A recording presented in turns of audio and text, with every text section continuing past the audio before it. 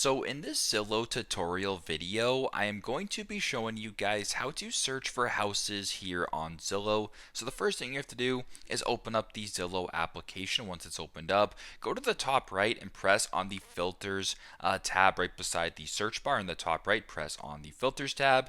Then keep scrolling down until you come across an option that says home type. So for me right now, by default, it actually has houses, townhouses, apartments, condos, etc. checked. If you just want to search for houses, make sure that you just uncheck everything and simply just make sure that just houses is checked. Once that is done, you can go to the bottom and press on see results. And now when you're searching, it should only show up for houses that are listed here on Zillow. So pretty straightforward, but that's how you guys can search for houses here on Zillow. Thanks again for watching, and I hope this video helps.